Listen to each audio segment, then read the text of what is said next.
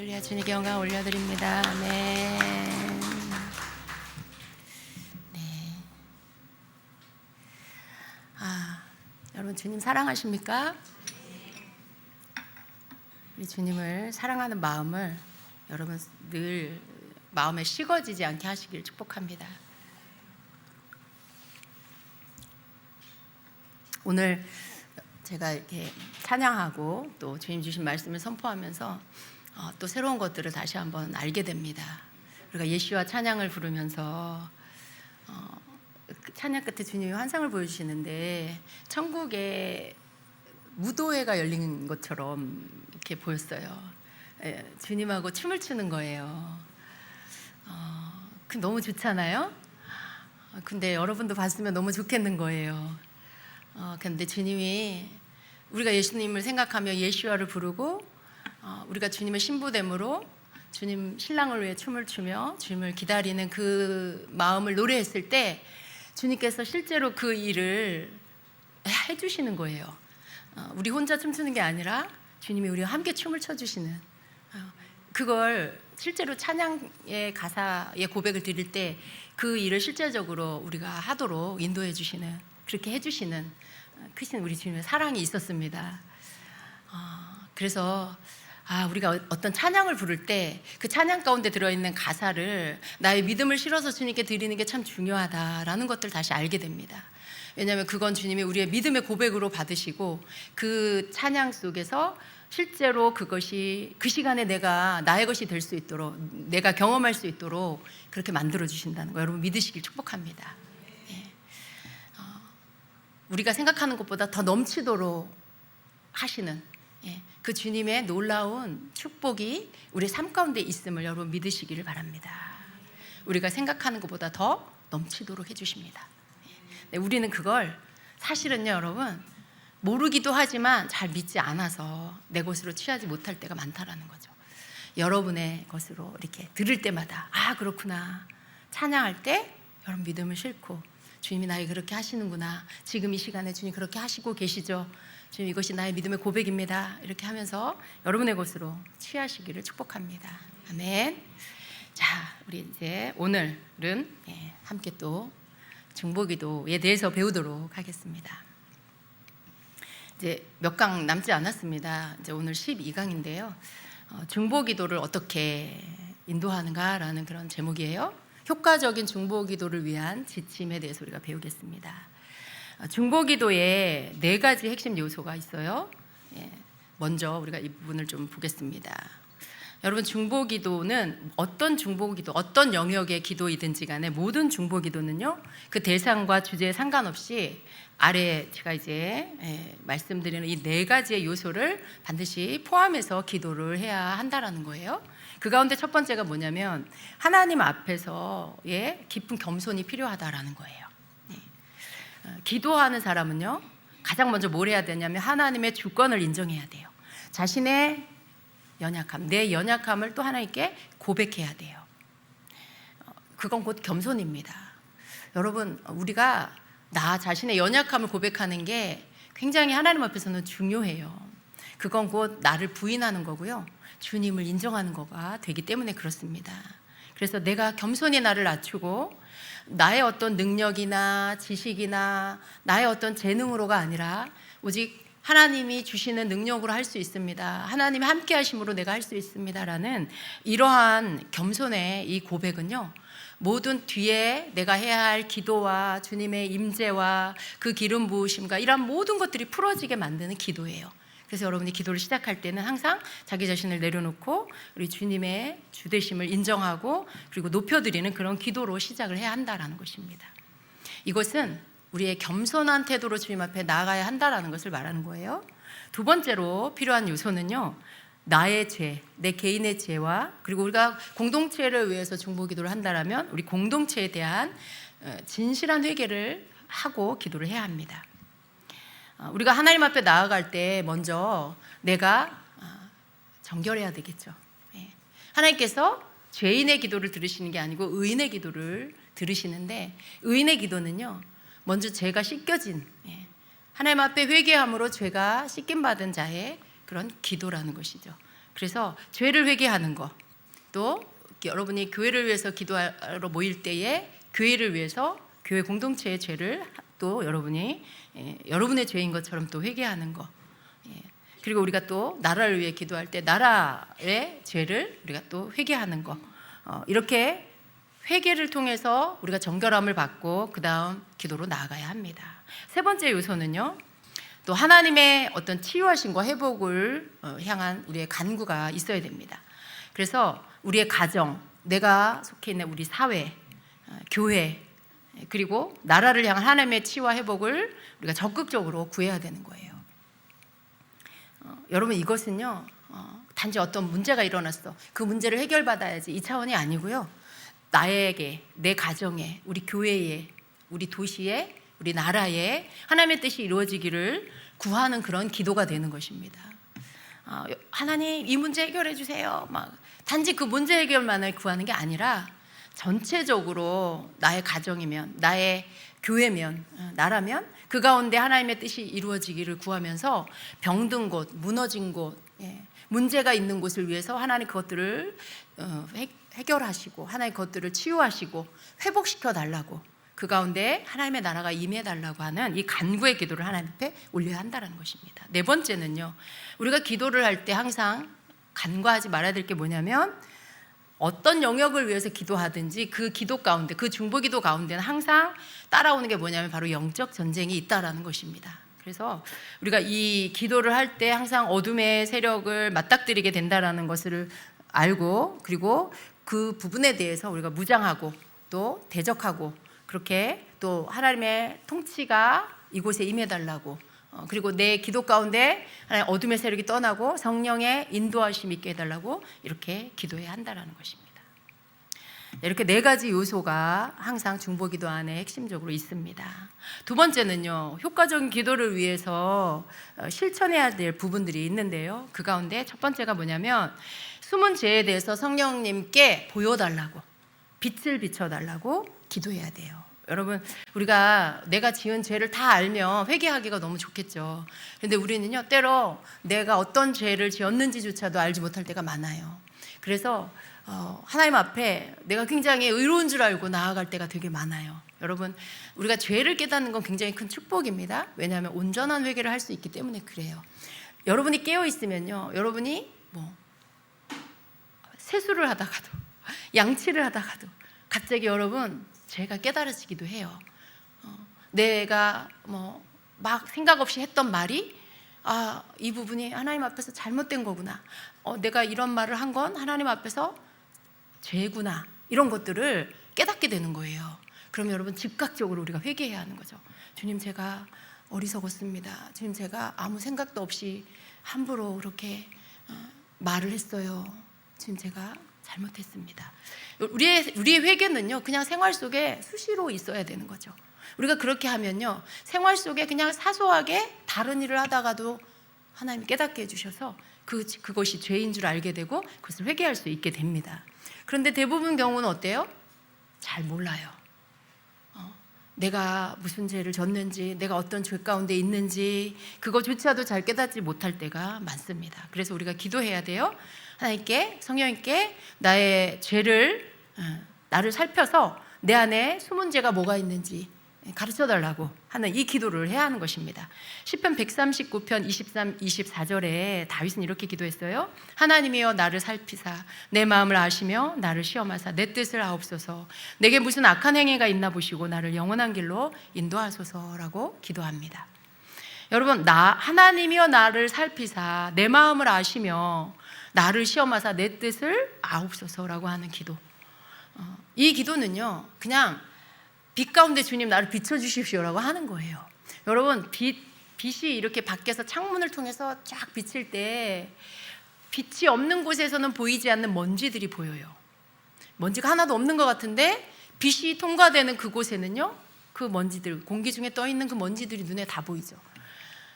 하나님의 빛이 우리 가운데 비치면요, 우리 속에 숨은 죄들이 다 드러나게 돼 있습니다. 그런데 지금 이 다윗은 뭐라고 하냐면, 그렇게 해달라고 하는 거예요. 하나님, 내 마음을 살펴주세요. 하나님, 나를 시험해 주세요. 그래서 내 뜻이 하나님의 뜻과 맞는지 안 맞는지 보아주세요. 내 안에 하나님 무슨 내 삶에 무슨 악한 행위가 있나 주님 봐주세요. 이렇게 구하고 있는 거예요. 여러분, 우리가 이런 기도를 하나님 앞에 할 수 있어야 돼요. 하나님의 행위 알까? 누가 혹시 알까? 막 이렇게 숨기고 아닌 척하고 변명하고 자기 합리화하고 그러면 안 되겠죠. 여러분, 그건 하나님 앞에서 어떤 행위냐면 나는 하나님을 속일 수 있어, 이런 뜻이에요. 내가 다른 사람을 속일 수 있듯이 하나님도 속일 수 있어, 이렇게 아주 교만한 생각을 하고 있는 거예요. 여러분, 우리는 하나님 앞에 어떤 것도 숨길 수가 없어요. 하나님은요 다 아시는 분이에요. 그러니까 우리가 뭘 속이려고 하는 것 자체가 너무 어리석고 그거 자체가 죄예요. 그냥 하나님 앞에는요 다 보여드리는 거. 이렇게 나를 살펴주세요. 하나님, 내 마음을 봐주세요. 내게 악한 행위가 있나? 주님 봐주세요. 그리고 어떻게 해요? 깨닫게 하셔서 하나님 앞에 진정한 회개를 할 수 있게 해주세요라고 하는 거죠. 왜냐하면 그분은 선하시고 인자하셔서 우리의 죄를 드러냈을 때 회개하면 용서해 주시는 하나님이시잖아요. 다윗이 이런 기도를 할 수 있었던 이유는 용서하시는 자비의 하나님인 걸 믿었기 때문이에요. 내가 어떤 죄를 졌든지 하나님께 회개하면 하나님 그 죄를 용서해 주시는 분이라는 걸 믿기 때문에 자신의 어떤 것을 드러내는 게 절대 두렵지가 않았던 거죠. 여러분도 그러셔야 합니다. 그래서 숨은 죄에 대한 성령님의 조명을 구해야 하는 것입니다. 두 번째는요, 성령님을 의존하는 것, 성령님을 내가 의지하고 의존한다는 것을 고백을 해야 합니다. 여러분, 우리는 기도하는 게 내 능력으로 하는 게 아니라는 거 알아야 돼요. 성령님의 인도하심이 있어야 된다는 것을 아셔야 합니다. 그래서 우리가 로마서 8장 26절에 성령님의 인도하심이 없이는 기도가 안 된다라는 것을 우리가 고백하면서 성령께서 인도해 주시기를 구해야 한다라는 거예요. 이와 같이 성령도 우리의 연약함을 도우시나니 우리는 마땅히 기도할 바를 알지 못하나 오직 성령이 말할 수 없는 탄식으로 우리를 위하여 친히 간구하시느니라 라고 말씀해요. 나는 무슨 기도를 해야 할지 잘 모른다는 거죠. 그러니까 우리 어떻게 해요? 방언으로만 기도하죠. 영으로 기도하면 그 가운데 성령께서 마땅히 해야 할 그 기도를 이끌어 주신다라고 믿기 때문에 우리가 영의 기도를 합니다. 성령님이 우리의 기도를 이끌어 주셔야 돼요. 우리는 우리 생각으로 내가 해야 할 그 기도를 다 할 수 있다라고 생각하는 것조차도 내려놔야 돼요. 우리는 어떤 뚜렷하게 드러나는 일에 대해서 우리가 어떻게 기도해야 할지, 무슨 기도를 해야 될지에 대한 생각을 합니다. 그러나 때로는 그 기도조차도요, 어떤 기도, 그 내용을 어떻게 해서 기도를 해야 할지를 모를 때가 있어요. 왜냐하면 많은 경우에 우리는요, 문제가 일어나면 그 문제를 해결되기를 원하는 방향이 뭐냐면 나의 유익을 얻는 방향으로, 내가 손해보지 않는 방향으로 해결되기를 원해요. 그래서 대부분의 경우에 기도도 내 중심적으로 기도하게 되죠. 내가 손해보지 않게, 내가 해를 받지 않게 기도를 해요. 근데 정말 여러분, 그게 하나님의 원하는 기도일까요? 때로 그럴 때도 있지만 안 그럴 때도 많아요. 그렇지 않을 때도 많아요. 하나님은 내가 해를 보고 안 보고 거기에 초점이 있는 게 아니고 이 일에 대해서 하나님 앞에 이러한 일들이 왜 이렇게 일어났는지를 알기를 원하시는 거죠. 그러니까 내가 목적하는 그 기도 속에서 원하는 응답의 방향과 하나님이 깨닫게 해주시려고 하는 방향이 맞지가 않을 때가 있어요. 그래서 우리는 어떻게 기도해야 하냐면 내 삶에 주님이 나의 기도를 이끌어 주셔서 내 삶 가운데 하나님, 이 모든 일 가운데 내가 하나님이 원하는 그 기도를 할 수 있게 해달라고, 성령님이 내 기도를 이끌어 달라고 그렇게 기도를 해야 한다는 것입니다. 마음을 살피시는 이가 성령의 생각을 아시나니 이는 성령이 하나님의 뜻대로 성도를 위하여 간구하심이라 라고 말씀해요. 우리의 마음을 살피시는 분이 하나님의 뜻대로 우리가 기도할 수 있도록 이끌어 주신다라는 것입니다. 그래서 성령님을 의지해서 기도하는 것은 굉장히 중요합니다. 어떤 때는 여러분이 방언으로 무조건 기도하고 그리고 났는데 무슨 기도를 했는지는 사실 잘 모를 때가 많죠. 근데 저는 여러분, 방언으로 기도하는 거 적극적으로 추천합니다. 그런데 때로는 여러분 무슨 기도를 하는지 잘 모를 때는요, 여러분이 기도를 한국말로 시작을 하시고 그리고 또 방언으로 기도하시다가 또 중간에 또 여러분이 마음 가운데 감동 오는 어떤 한국말로 감동 오는 내용을 한국말로 기도하시면서 또 방언으로 기도하시고, 그렇게 하시는 게 좋습니다. 처음 기도를 한국말로 하는데 유익한 점은 뭐냐면 여러분의 기도가 무슨 기도인지를 먼저 여러분이 스스로가 알게 되는 거예요. 그러면 그것이 하나의 기도의 제목이 되죠. 그리고 지금 내가 하는 기도의 내용이 이 부분에 대한 기도입니다라고 여러분 자신에게도 그렇게 말하고 주님께도 그렇게 말씀을 드리는 거예요. 그리고 여러분이 그 기도의 제목을 그 부분을 올려드리고 그리고 여러분이 성령님 의지해서 또 기도를 이끌어달라고 기도하고 그리고 방언으로 기도하기 시작하죠. 여러분 마음 안에는 그 여러분이 기도하려고 하는 영역을 생각하면서 기도할 수 있어요. 그리고 방언으로 기도합니다. 그렇게 할 때 여러분 안에 어떤 그 부분에 대한 하나님이 주시는 응답이 올 수 있고 감동이 올 수 있어요. 근데 여러분이 어떤 방향을 여러분 스스로가 무슨 기도를 하는지 모르고 무조건 그냥 방언으로만 처음부터 끝까지 한다. 그럼 여러분이 기도하고 난 후에 내가 무슨 기도를 했는지 어느 영역을 기도를 했는지 잘 몰라요. 그러니까 어떤 때는 기도에 기쁨이 없습니다. 그런데 여러분이 이렇게 기도의 어느 부분을 기도하고 있는지 기도를 시작하는지를 먼저 여러분이 한국말로 기도를 하고 그리고 또 방언으로 기도하고 그리고 그걸 계속 머릿속으로 마음속으로 생각하면서 기도를 하시면서 그 마음간에 중간에 어떤 감동이 오면 여러분이 또 한국말로 기도하면서 다시 방언으로 하면서 그 생각하는 기도를 계속 여러분이 지금 하고 있다라는 것을 인식하는 게 좋아요. 여러분 어떤 중요한 기도를 오늘 밤 이 기도 내가 해야 돼라고 할 때 그렇게 기도의 그 해야 할 영역을 넘지 않고 그 부분을 온전히 기도를 다 올려드리는 게 여러분 자신을 위해서 좋아요. 주님 다 알아들으시지만 여러분이 기도를 그렇게 하지 않으면 기도의 기쁨을 얻기가 어렵습니다. 그냥 계속 방언으로 기도하고 나 오늘 기도했어. 이거 남는 거.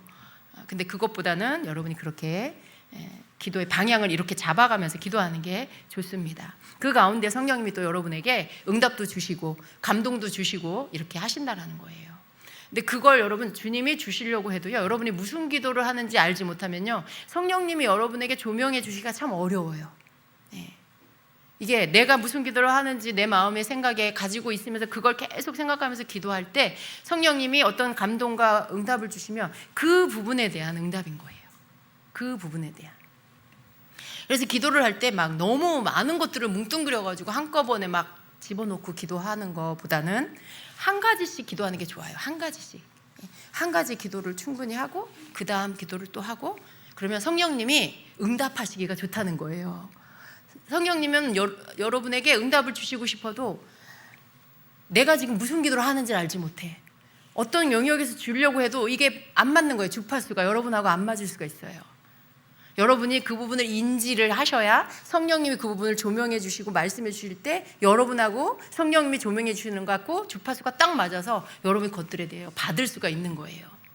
여러분이 무슨 기도를 하는지를 알고 있을 때 거기에 대해서 감동 주시고 응답 주시는 거 여러분이 취할 수가 있다는 것입니다. 그래서 성령님의 인도를 잘 받으려면 이러한 여러분 쪽에서의 기도의 방법도 지혜가 필요하다라는 거예요. 그래서 성령님의 인도함을 받되 무조건 그냥 처음부터 끝까지 방언만 하려고 하지 말고 성령님의 인도함을 받되 그렇게 여러분도 길을 잃지 않고 길을 이렇게 찾아서 가면서 기도하고 또 한 가지씩 이렇게 기도하면서 성령님이 여러분에게 주시는 응답을 잘 받는 그런 시간을 가져야 여러분에게도 기도에 기쁨이 있게 된다라는 것입니다. 성령님의 인도함을 받는 그런 성령님을 의존해서 하는 그런 고백의 기도의 샘플을 여러분에게 읽어드릴게요. 주님, 저에게 하나님 뜻대로 기도할 수 있는 기도의 능력을 부어 주시옵소서. 제 안에는 무엇을 어떻게 기도해야 할지 알 수 있는 지혜와 능력이 없습니다. 오직 성령님만이 하나님의 뜻을 아시며 마땅히 기도할 바를 알지 못하는 저를 도우실 수 있습니다. 성령님, 지금 이 시간 제 안에 충만히 임하시고 제 마음과 생각과 입술을 주장해 주십시오. 저의 뜻과 생각, 감정이 아니라 오직 성령님의 인도하심을 따르길 원합니다. 성령이 말할 수 없는 탄식으로 저와 함께 간구하시고 하나님의 뜻에 합당한 기도를 할 수 있도록 제 기도를 이끌어 주옵소서. 주님, 지금 이 자리에 임하시고 제 안에 살아 역사하소서. 이 시간 중보기도의 자리에서 내가 아닌 성령께서 일하시도록 모든 주권을 내어드립니다.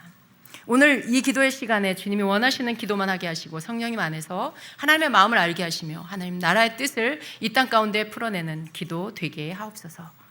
하고 예수님의 이름으로 기도합니다는 맨 나중에 하면 되겠죠, 그죠? 이렇게 기도하신 다음에 여러분이 해야 할 기도들을 하시면 됩니다. 세 번째는요, 내 생각과 계획을 내려놓아야 합니다. 내 생각, 내 계획보다 하나님의 뜻을 따르겠다는 이 결단이 필요해요. 여러분, 왜냐하면요, 기도의 제목과 내용을 내가 원하는 대로 이렇게 다 정해놓고 기도하는 것은요, 내 뜻대로 구하는 기도가 되어버리기 때문에 그래요. 기도 제목을 정하고 그 기도 내용을 여러분이 이렇게 적어 놓으면요, 나중에 한번 여러분 읽어보세요. 그 기도 내용이 누구를 중심해서 그 기도 내용이 나왔는지를 한번 보세요. 그 기도 내용 안에는요, 자기 중심적, 내가 중심이고요, 그리고 내 욕심으로 하는 기도가 될 수 있어요. 아까도 말씀드린 것처럼 나의 유익을 위해서 어떤 일 처리나 모든 되어지는 것들이 하나님 이렇게 되게 해주세요, 이렇게 되게 해주세요 라고 할 때 그렇게 되게 해달라고 하는 그 내용이 왜 그런가를 보세요. 여러분의 유익을 위해서 그럴 경우들이 대부분이라는 거예요. 물론 우리가 나의 치유를 구하고 여러분의 어떤 치유를 구하고 어떤 그런 여러분이 안전을 구하고 그럴 때 당연히 여러분 자신을 위해서 기도해야 되겠죠.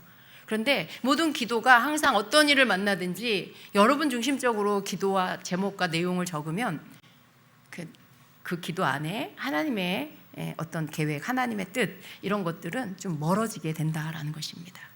그래서 기도해야 할 부분을 여러분이 정할 수는 있어요. 예를 들어 치유를 위해서 기도한다, 혹은 뭐 자녀를 위해서 기도한다, 그렇게 어떤 영역을 정할 수는 있어요. 그런데 그 기도를 인도해 주시는 하나님께 그 내용을 어떻게 기도해야 할지를 구하는 것이 필요하다라는 거예요. 하나님, 자녀에 대해서 어떻게 기도할까요? 이렇게, 하나님, 우리 가정에 지금 이 부분에 어떻게 기도할까요?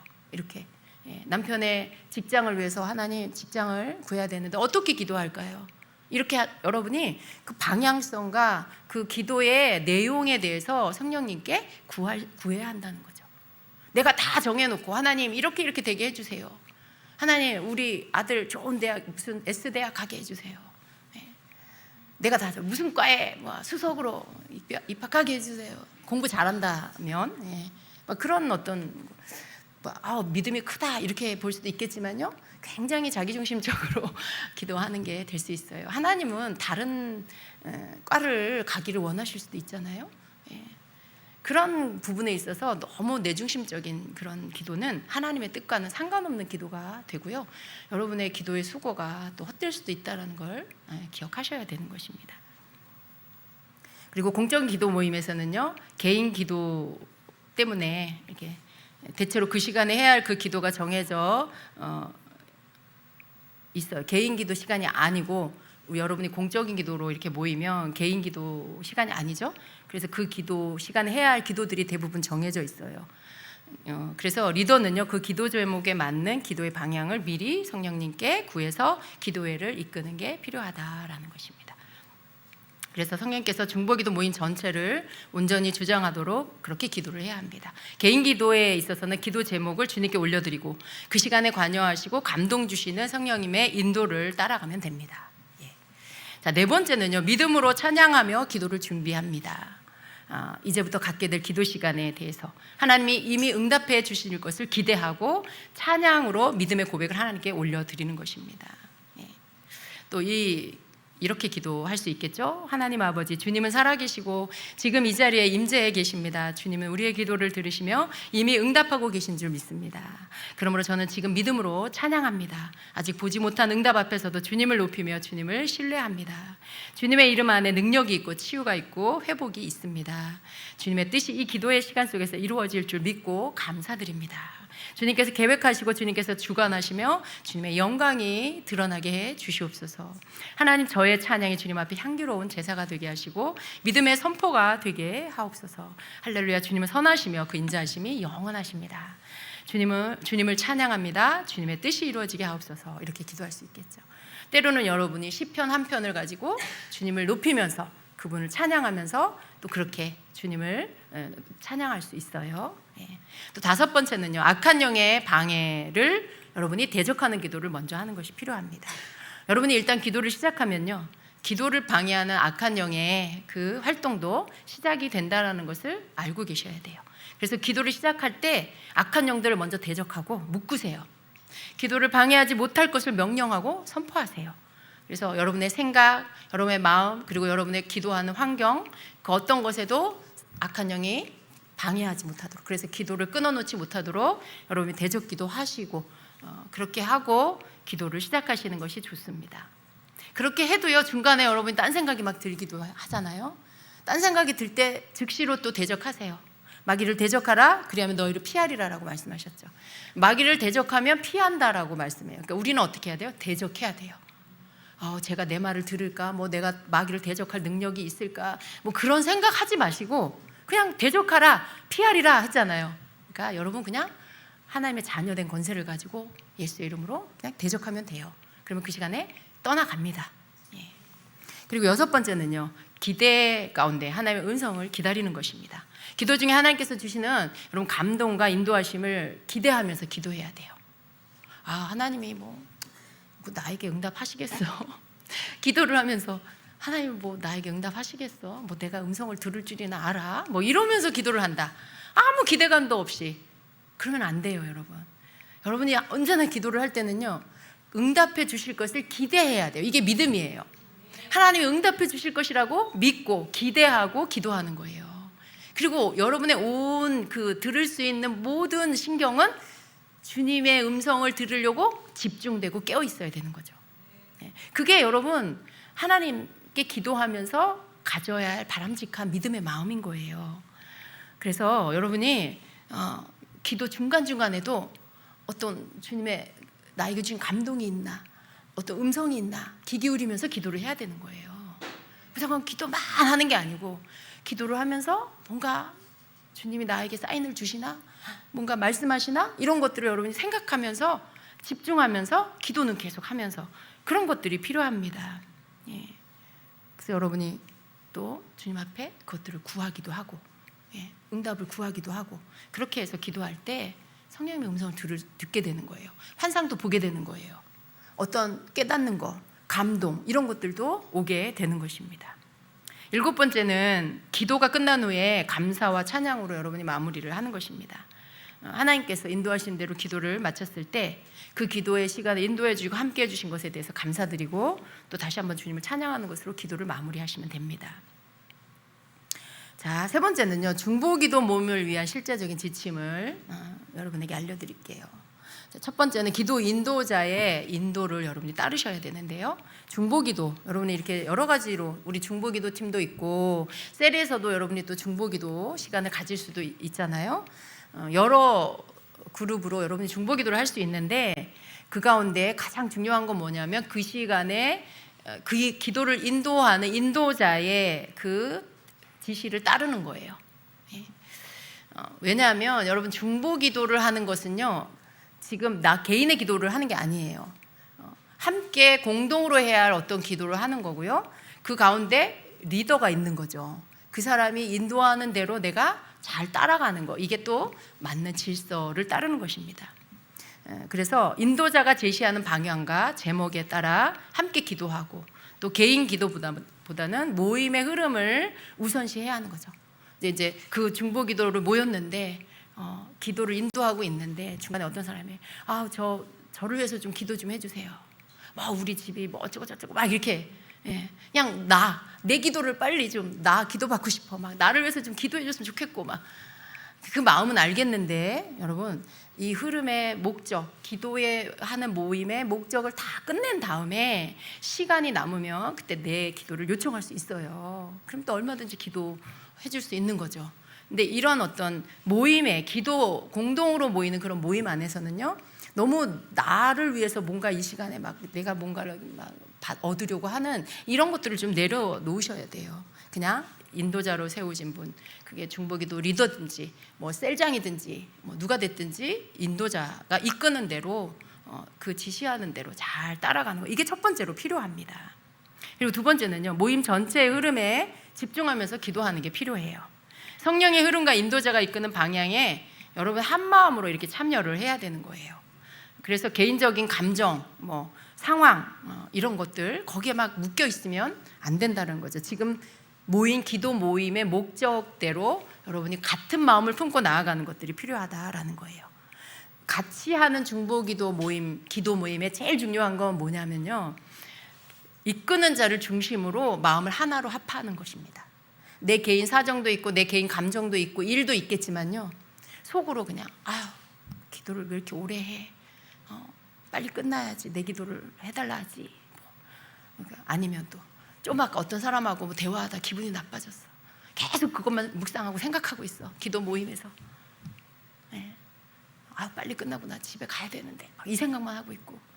그러면 여러분, 그 모임을 지금 흩어뜨리고 있는 거예요, 그 사람이. 이 같이 하는 기도에서 제일 중요한 건요, 성령 안에서 하나 되는 거예요. 그들에게 은사가 있든지 없든지 그게 중요한 게 아니고요, 하나 된 합심의 기도를 드리기를 힘쓰는 게 가장 중요해요. 합심 기도가 아니면 같이 모여서 하는 기도를 왜 해요? 그냥 자기 혼자 개인 기도하지. 같이 모여서 같이 기도하는 이유는요, 마음을 합하고 믿음을 합하고 그렇게 해서 합심된 기도를 하려고 공동으로 모여서 기도하는 거예요.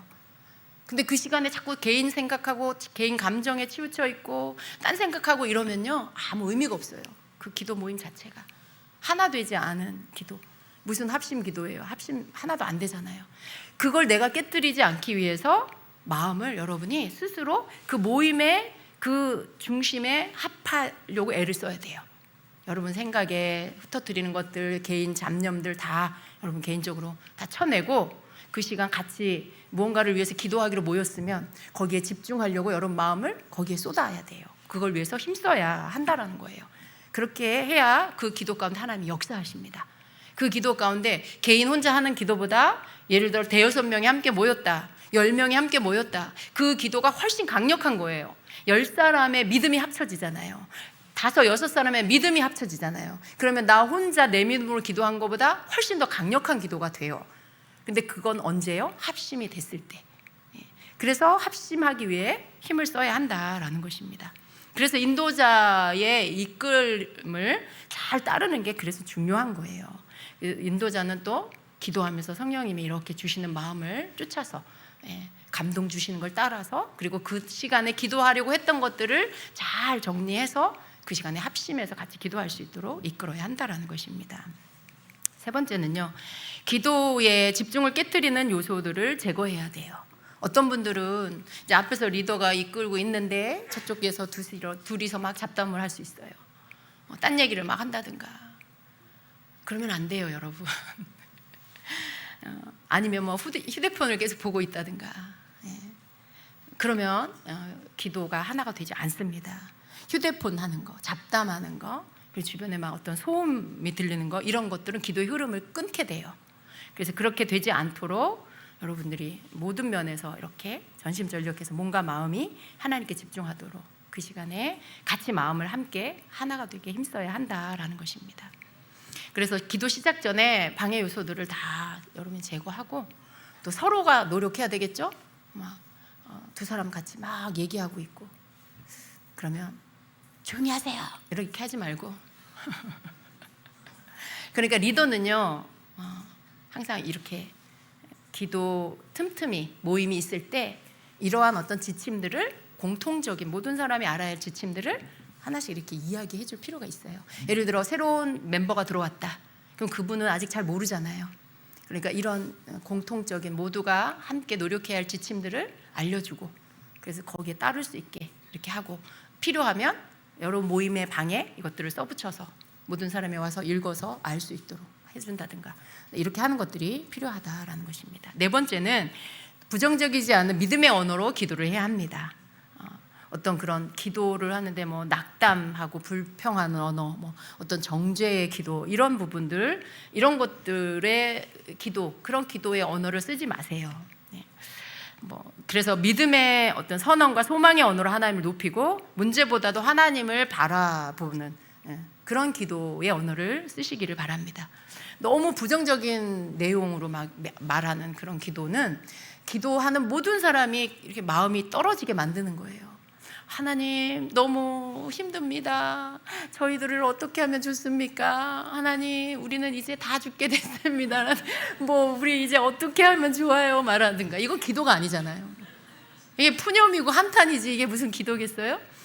근데 여러분, 이 기도는요 떨어진 마음도 다시 회복해 하는 거예요. 다시 소망 가운데 믿음이 없었는데 기도를 같이 막 하고 기도하는 소리를 듣다 보니까 막 믿음이 일어나고 불길이 일어나고 막 이렇게 되게 하는 게 기도거든요. 근데 그런 기도를 할 수 있게 하셔야 되는 거예요. 예, 그래서 이런 어떤 그 어두운 방향의 그런 기도의 언어들을 쓰지 마세요.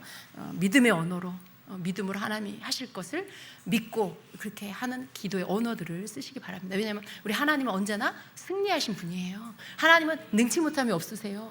하나님은 죽은 자도 살리는 하나님이시잖아요. 우리가 항상 우리의 믿음을 거기에 두고 끝까지 소망을 놓지 않는 거예요. 예, 그래서 그런 마인드로 항상 기도하시기를 바랍니다. 5번째는 서로에 대한 개인적인 예언의 기도 시간을 사용하지, 그 기도 시간을 예언의 기도하는 시간으로 사용하지 말아라라는 건데요. 이거는 이제 무슨 얘기냐면 여러분이 이제 때로 누군가를 위한 중보 기도를 함께 한 후에 하나님께서 누군가 여러분 지체들 안에 누구를 위해서 개인적으로 기도해 줄 수 있잖아요. 그 사람을 위해서 중보 기도를 해주는데 이제 기도하고 이 사람에 대한 기도를 했는데 어떤 사람들이 뭐 이렇게 막 음성을 들을 수도 있고 환상을 볼 수도 있고 응답을 받을 수가 있어요.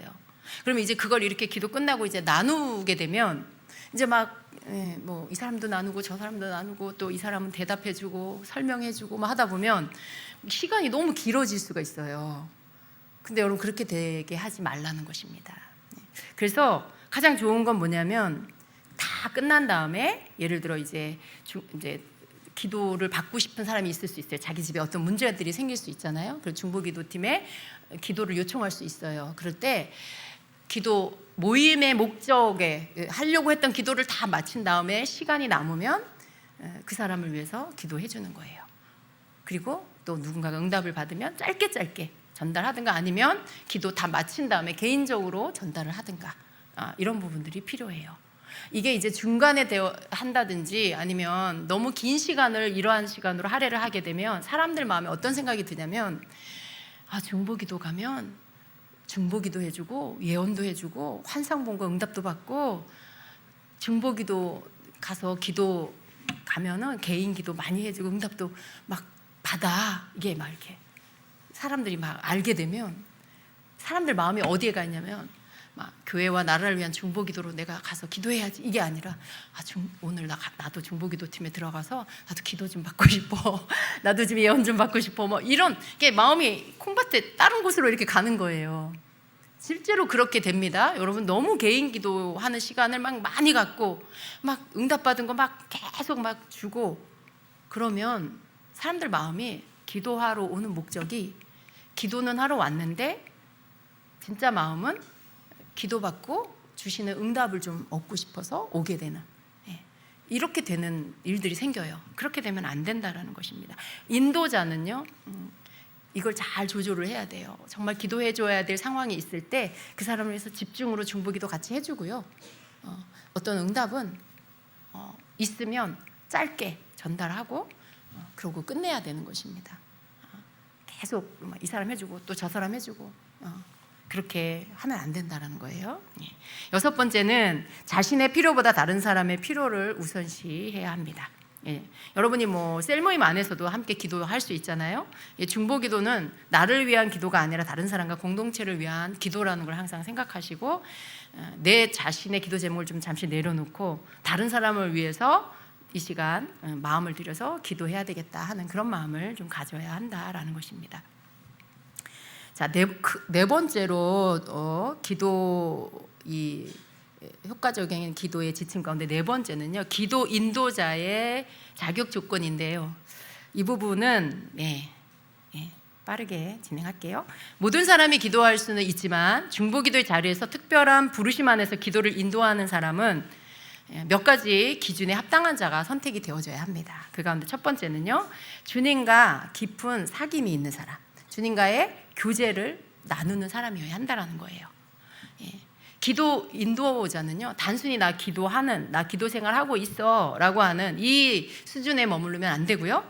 그 수준을 넘어서 하나님과의 마음을 이렇게 하나님의 그 마음을 알고 거기에 내가 반응하고 주님과의 교제의 삶을 사는 사람이어야 한다는 거예요. 그래서 매일의 삶 속에 말씀과 기도로 주님과 인격적인 관계를 갖는 사람, 또 기도의 자리를 부담이 아니라 기쁨으로 당연히 해야 한다라고 여기는 그런 사람이어야 한다라는 것입니다. 또 기도를 인도할 때 하나님의 성품과 은혜가 그에게서 이렇게 묻어나와야 된다는 거예요. 그래서 다른 사람의 마음을 이렇게 만지는 능력, 만질 줄 아는 어떤 사랑이 있고 긍휼이 있으면서도 또 강함이 있는, 부드러우면서도 강함이 있는 그런 사람이어야 한다라는 것입니다. 두 번째는요, 중보의 소명과 그것을 위한 기름 부음을 가진 자라야 한다라는 거예요. 기도를 자신의 사명으로 느끼는 사람, 자발적이고 지속적인 기도 자세를 가진 사람이어야 한다라는 것입니다. 기도할 때 성령의 감동과 능력이 있는 사람, 또 기도를 통해서 영적 돌파 혹은 변화를 이끌어내는 은혜가 있는 사람이어야 한다라는 것입니다. 그래서 중보의 역할은요, 단순히 내가 어떤 재능이 있다, 말주변이 있다라는 게 아니라 하나님께서 부르시고 맡기신 특별한 이 부르심이라는 생각을 갖고 그 영역에서 주님이 나에게 이 일을 맡기셨다라는 이런 사명감을 갖고 있어야 한다라는 것입니다. 그래서 성실함으로 성령의 능력을 구하면서 부어주시는 은사로 또 예언적 통찰력을 발휘해서 나아가도록 해야 한다라는 것입니다. 세 번째는요, 공동체 안에서 신실함이 검증된 자라야 한다라는 거예요. 기도 인도자는요, 개인적인 경건뿐만 아니라 공동체적인 신뢰와 본이 되는 사람이어야 돼요. 많은 분들이 저분은 기도 인도할 만해 라고 인정해 줘야 되죠.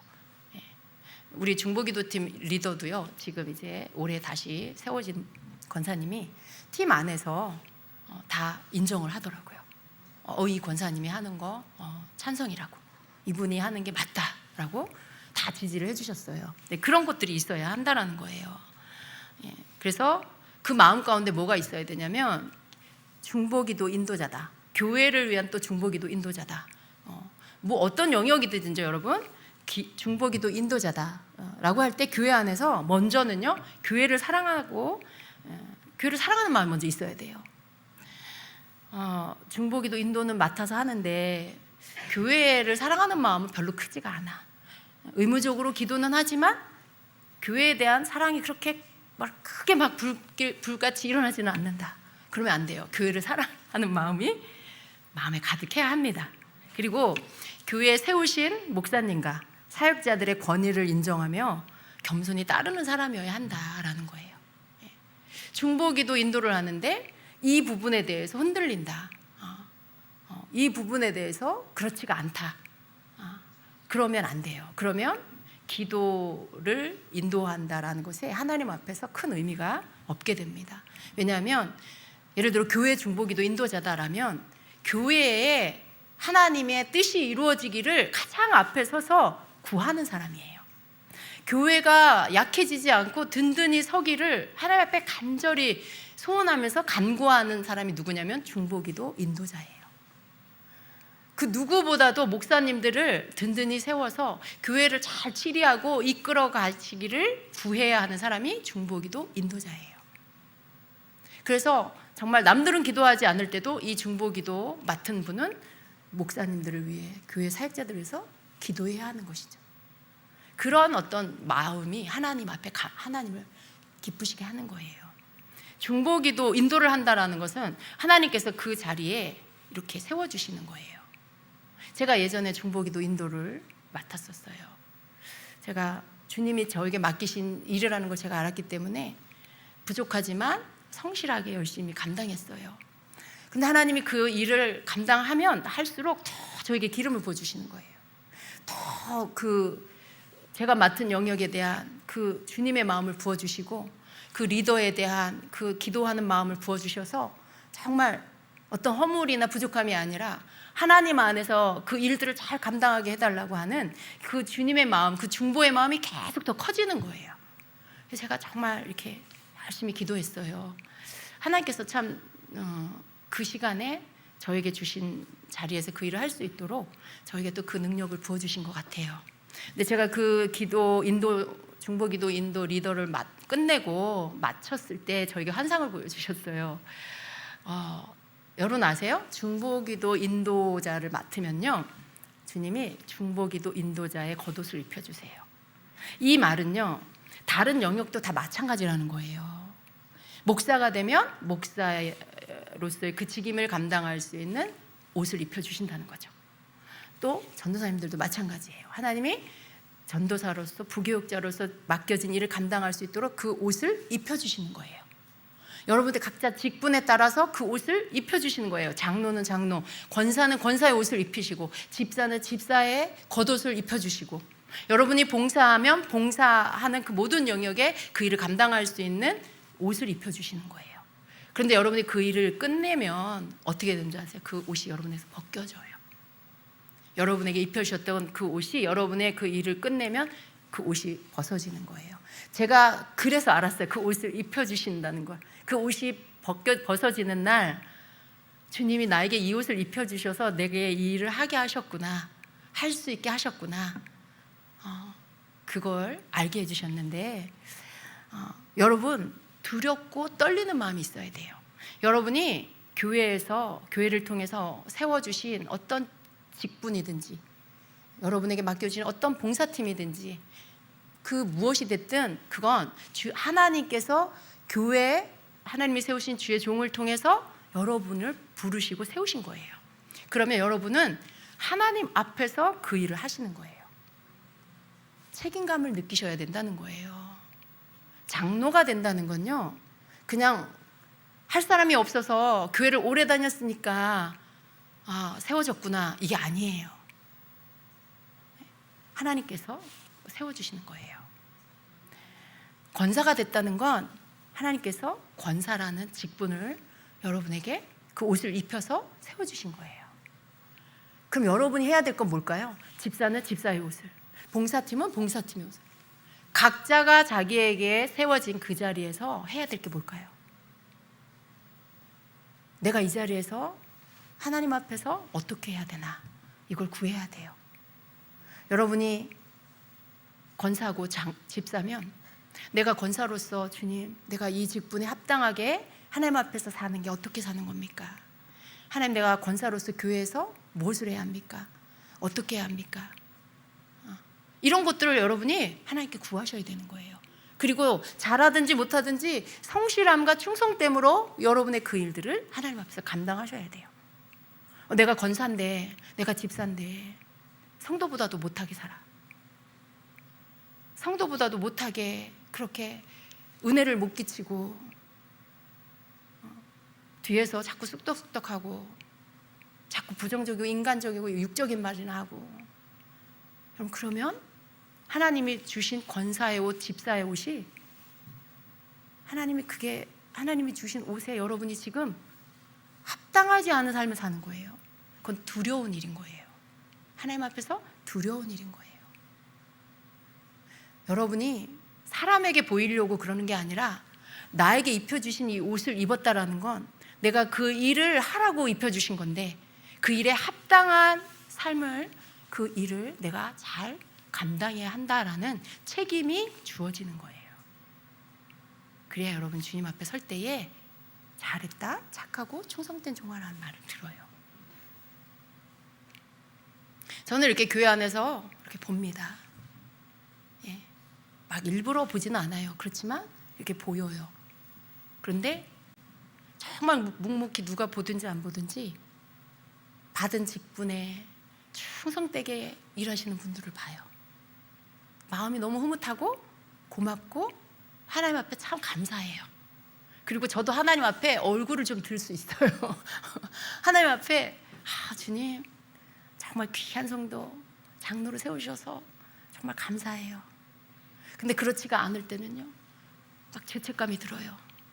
하나님, 더 기도하고 세웠어야 되는데, 하나님, 더 기도하고 주님께 묻고 세웠어야 되는데 제가 잘못했습니다. 우리가 잘못했습니다. 하나님. 회개하게 돼요. 여러분, 이 주의 종은요, 참 그래요. 마음이 여러분 각자가 느끼는 책임보다 더 큰 책임감을 느낍니다. 정말 세워진 이렇게 각자의 주님 앞에서 여러분의 직분을 주님이 이렇게 주신 거잖아요. 그 일하라고 주신 거예요. 거기에 맞게 주님 앞에서 살고 교회 안에서 섬기라고, 주님 앞에 그렇게 서라고. 근데 그렇게 너무 가볍게, 내가 받은 직분을 너무 가볍게 여겨. 집사였다가 성도였다가 집사가 됐는데, 권사가 됐는데 집사 때보다도 더 뭘 열심히 안 해. 예배도 더 안 나와. 여러분, 그러면 참 마음이 안타까운 거예요. 누구에게 보이려고가 아니라 하나님 앞에서 내가 이 직분을 받았잖아요. 직분을 받은 건 충성되게 그 직분을 잘 수행하라고, 잘 감당하라고. 그리고 그렇게 하면 어떻게 된다고요? 하나님 주신 큰 상급이 있는 거죠. 예. 하나님이 상 주시려고 주시는 거예요. 직분도 주시고 또 팀장으로도 세워주시고 일도 맡기시고 하는 게, 그거 잘하면 상 주시려고. 근데 이걸 너무 가볍게 여기고 함부로 살고.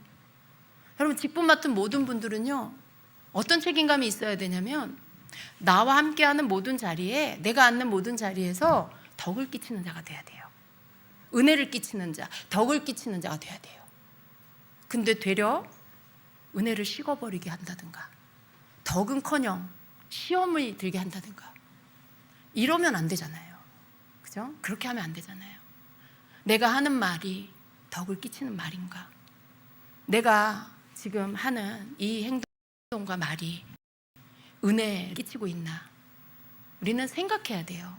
왜냐하면 우리는 하나님 앞에서 주님이 주신 직분의 자리에서 살고 있기 때문에 그래요. 그래서 여러분, 우리가 내가 있는 그 자리에 내가 어쩌다가 그냥 때가 됐으니까 집사가 됐지 뭐, 때가 됐으니까 내가 권사가 됐지 뭐, 장로가 됐지 뭐, 이렇게 생각하시면 안 돼요. 우리 장로님들은 그런 분이 없으세요. 우리 세 분 장로님들은 늘 우리의 마음을 흐뭇하게 하시는 귀한 분들이라서 참 감사해요. 근데 많은 우리 권사님들, 많은 우리 집사님들 잘 명심하시고, 하나님 앞에서 하나님이 주신 직분이라는 거, 숫자가 많으니까 이게 뭐 집사, 뭐 제두집사 다 집사인데 뭐 특별하지 않아. 뭐 권사 뭐 한꺼번에 뭐 수십 명을 세웠는데 뭐가 이게 특별해? 그렇게 생각하시면 안 돼요. 우리가 한꺼번에 교회가 세워진 지 몇 년 만이었죠? 12년 만이었나요? 그동안 한 번도 그렇게 안 하다가 임직식을 했잖아요. 그러니까 많은 해마다 해야 할 그 세워져야 될 임직자들 한꺼번에 세우다 보니까 숫자가 많아졌어요. 앞으로는 그렇게 많지는 않을 거예요. 근데 절대로 그렇다고 해서 이게 하찮은 게 아니라는 거 아셔야 돼요. 예, 많은 사람이 받지만 여러분 한 사람이 받은 거잖아요. 여러분 한 사람 한 사람이 받은 직분이에요. 하나님 앞에서. 그러니 그 직분 소중히 여기시고, 직분을 주신 하나님 앞에 책임감, 사명감, 충성됨, 그걸 느끼셔야 돼요. 그리고 그걸 하기 위해서 늘 하나님 앞에 잘 감당하게 해달라고, 이게 하나님 나에게, 이 직분이 나에게 축복이 되게 해달라고 기도하셔야 돼요. 직분자 세워놓고 제일 참 허망할 때가 언제인 줄 아세요? 직분을 세워줬어요. 몇 달 있다가 교회를 나가요. 어린아이이신지 하나님이 두렵지 않은 건지 참 안타까운 마음이 들었어요. 직분을 받았다는 건, 교회에, 주임제교회에 직분을 받았다는 건, 주임제교회에, 주님이 세우신 교회에 중직자가 돼서, 직분자가 돼서 정말 이 교회를, 주님이 이 사랑하는 교회를 든든히 세우기 위해 내가 서야 할 자리, 내가 감당해야 할 그 일을, 나에게 주어진 일을 내가 잘 감당하겠습니다. 거기에 동의하는 거예요. 거기에 내가 도장 찍는 거예요. 근데 아무 생각이 없는 것 같아요. 그냥 직분 받고 한두 달 있다가 교회를 떠나버려. 주님이 보시면 뭐라 하실까, 그 생각이 들어요. 주님이 보시면 뭐라 하실까. 그렇게 하나님 주신 직분을 가볍게 여기고 어디 다른 데 가서 아무리 뭘 내가 기름 부음 받고 뭐 성령의 은사를 받고 능력을 받든들, 그게 무슨 하나님 앞에 그렇게 의미가 있을까? 그건 다 자기를 위한 거잖아요. 그게 하나님을 위한 거예요? 나 자신을 위한 거예요. 내가 좀 기름 부음 받고 내가 좀 성령의 능력을 받아서 좀 영적으로 괜찮은 사람 되고 싶어. 강한 사람이 되고 싶어서 주신 직분도 내팽개치고 그냥 나 하고 싶은 대로 해버리고 그러면 안 되죠. 더 성숙한 사람이 돼야 돼요. 더 성숙한 사람. 네. 우리가 모를 때는 실수할 수 있어요. 몰라서 그러지 제가 그렇게 생각해요. 이런 것들을 모르니까 저렇게 하시는구나 이렇게 생각해요. 그런데 알면요 언제든지 하나님께 회개하고 돌이켜야 되는 거죠. 예.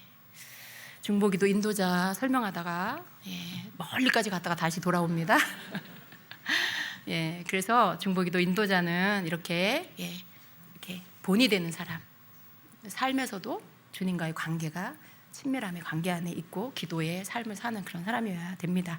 그래서 교회나 중보기도 내에서 충실한 태도와 순종 그리고 책임감을 가지고 또 사역을 하고 또 다른 이들과 협력할 줄 아는 인격적 성숙이 있는 그런 사람이어야 한다라는 거예요. 예를 들어서 늦지 않고 꾸준히 참석하고 다른 사람을 세우는 태도를 가지는 거, 작은 일에 충성된 거, 이런 부분들에 다른 사람의 본이 돼야 된다라는 것입니다. 자, 네 번째로 섬김의 마음과 자세로 행동하고 중보기도를 인도하는 그런 자여야 된다라는 거예요. 기도 인도자는요 지도자라기보다는 하나님의 임재와 뜻을 따라 공동체를 섬기는 리더여야 한다라는 거예요. 그래서 자신의 생각과 계획보다는 성령님의 흐름을 따르고 공동체의 이익을 고려하는 이런 겸손한 태도가 있어야 된다라는 것입니다. 또 기도 인도할 때 다른 사람의 그 기도의 이 참여를 존중하는 것, 다른 사람들이 함께 참여해서 함께 기도할 수 있도록 그러한 것들을 만들어줄 수 있으면 좋습니다. 그래서 어떤 한 사람의 혼자 막 강행하는 자기 혼자 막 은사가 있다고 해서 어떤 한 사람이 기도를 막 주도해서 막 혼자 하게 하는 이런 것들이 되지 않게 모든 사람이 같이 참여해서 함께 우리 전체가 기도를 이끌어간다 하는 그런 마음을 가질 수 있게 만들어가 줘야 하는 것입니다. 자, 그리고 이제 마지막으로 중보기도 인도자를 위한 실천 가이드를 하고 마치겠습니다. 자, 기도 전에 준비할 것들이 있습니다. 중보의 시간에 기도해야 할 주님의 뜻, 곧 중보기도의 제목을 가르쳐 달라고 요청을 해야 돼요.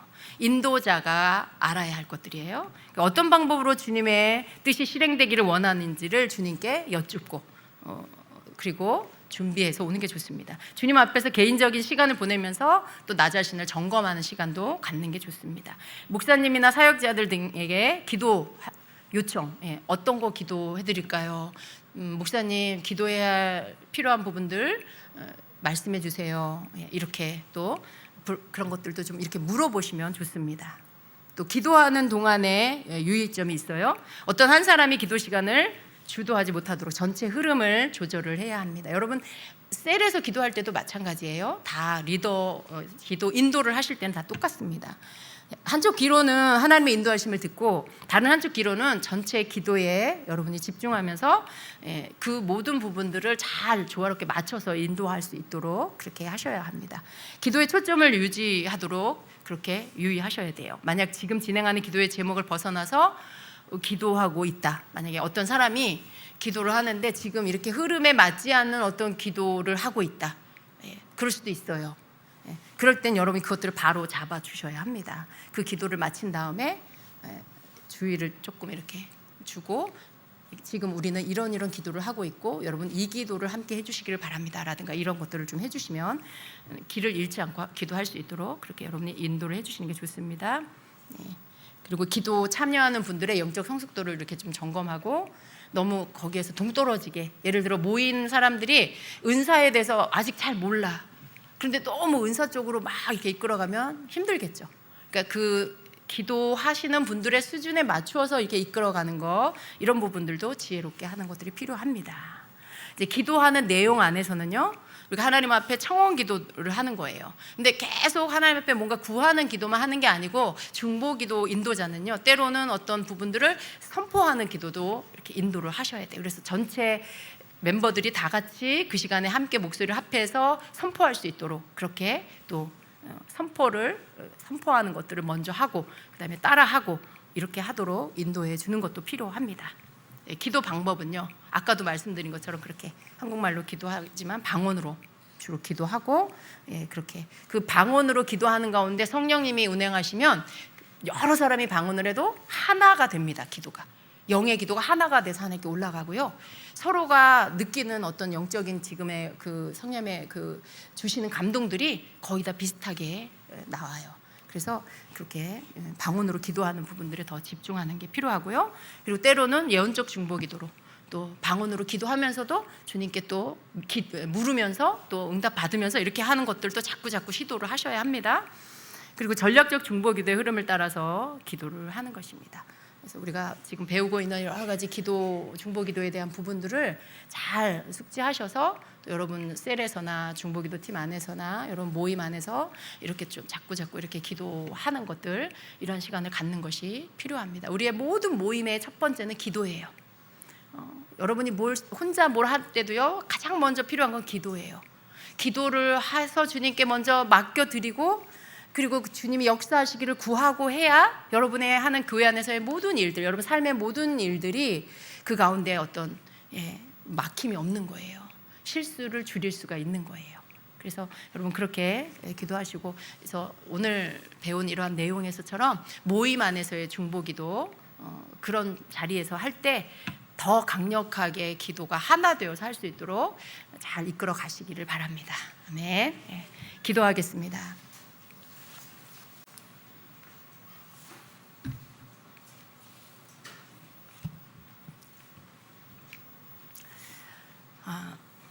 우리 이 시간에 기도합니다. 먼저는요, 여러분, 우리가 기도의 능력이 있어야 돼요. 여러분 항상 주님 앞에 기도의 능력을 부어달라고 기도하세요. 특별히 금요일 밤은요, 하나님 앞에 우리가 기도에 대해서 배우고 있잖아요. 기도의 능력을 부어달라고 구하세요. 여러분이 정말 성령님이 이끄는 그런 기도, 예언적 중보기도 배울 때는 주님 저에게 예언적 기름을 부어주세요. 또 이렇게 어떤 전략적 중보기도 이런 거 배울 때는 하나님 언제나 제가 기도하면서 주님이 주시는 전략을 얻게 해주세요. 그걸 잘 받는 사람이 되게 해주세요. 이렇게 기도하시고, 그리고 여러분이 그걸 구할 때마다 하나님 부어주세요. 그걸 지금 말씀 선포했어요. 여러분이 그걸 사모해서 구해요. 주님이 부어주시죠. 그렇게 해서 여러분이 받는 시간이 되셔야 합니다. 잘 정말 기도의 어떤 부분들, 특별히 기도 인도하시는 분들은 오늘 들은 말씀 안에서 하나님께 구하시고, 또 그렇지 않은 분들은 여러분 마음 가운데 해야 할 그런 기도, 또 기도의 어떤 능력들을 구하셔서 하나님 앞에 정말 기도를 잘하는, 능력 있게 기도하는 그런 자가 되게 해달라고 여러분 기도하시기 바랍니다.